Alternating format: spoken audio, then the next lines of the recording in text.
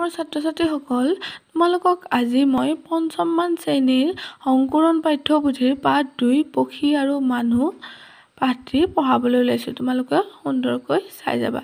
ছাত্ৰ-ছাত্ৰীসকল, মই এই পাঠটিৰ মূল ভাৱটো কৈ যাম, তোমালোকে ধুনীয়াকৈ শুনি যাবা। পক্ষী আৰু মানুহ, এইটো এটা হৈছে এটি সাধু পক্ষী আৰু মানুহৰ মাজত। এইবোৰ পক্ষী দেখিছা তোমালোকে, আৰু এই দুজন হৈছে মানুহ। এখন দেশত এজন সৰ্বধনু নামৰ কি আছিল? ৰজা আছিল। এজন আছিল ৰজা। তেওঁ আছিল চিকাৰ প্ৰিয়, মানে চৰাই-চিৰিকটি বধ যিয়ে কৰে তেওঁক চিকাৰ প্ৰিয়, অৰ্থাৎ চিকাৰৰ প্ৰতি তেওঁ বহুত আগ্ৰহ আছিল। তেওঁ কি নকৰিছিল? চৰাই মঙহ নহ'লে ভাতকে নাখাইছিল। সেইকাৰণে সদায় তেওঁ ধনুকাঁড়ৰে কপৌ, শালিকা, বগলী আদি চৰাইবোৰ বধ কৰিছিল।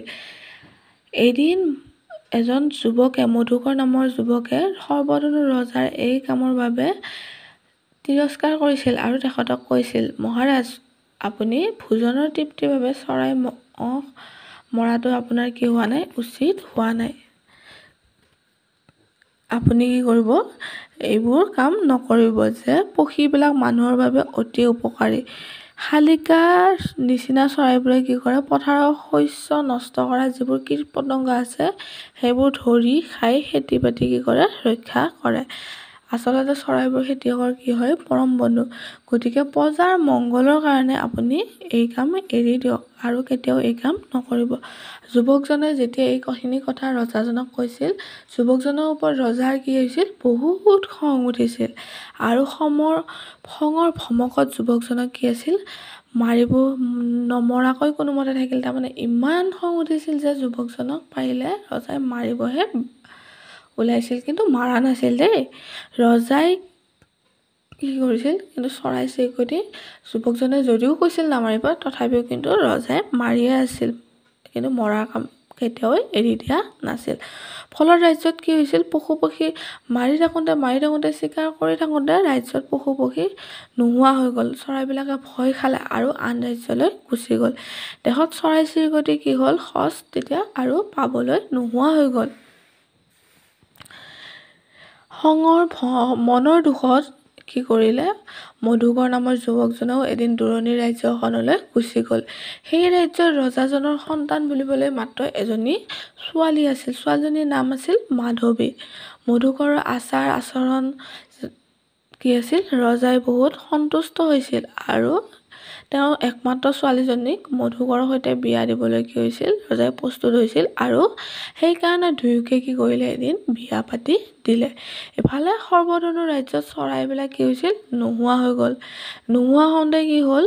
কীট-পতংগৰ সংখ্যাবোৰ কি কৰিলে? বাঢ়িবলৈ ধৰিলে আৰু সেইবোৰে খেতি-বাতি খাই কি কৰে? নষ্ট কৰিবলৈ ধৰিলে।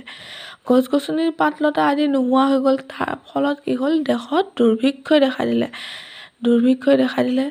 দেশত খৰাং হৈ গ'ল। এইটো খৰাং হোৱা অৱস্থাটো তোমালোকে দেখিছানে? গছৰ পাত, ফল একো নোহোৱা হৈ গ'ল। তেতিয়া কি হ'ল? ৰজা-প্ৰজা সকলোৱে এদিন সেই দেশ এৰি গুচি গ'ল আৰু সকলোৱে কি কৰিব লাগিলে? ভিক্ষা কৰিবলৈ লগা হ'ল।